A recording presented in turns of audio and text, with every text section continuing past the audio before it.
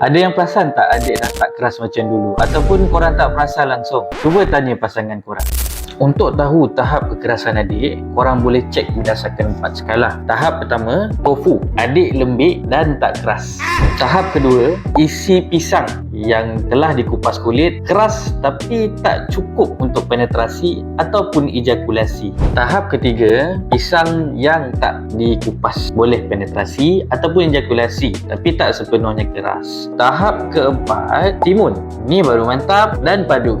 Jangan risau, ia normal bagi lelaki yang dah berumur. Namun, bagi lelaki yang remaja dan dewasa, gaya hidup kurang bersenam, tidur tak cukup, diet yang tak sihat memberi kesan yang sama. Jika anda risau dan rasa masih mahu perform seperti muda-muda dulu, boleh berjumpa dengan doktor untuk dapatkan rawatan. Stay informed, stay healthy.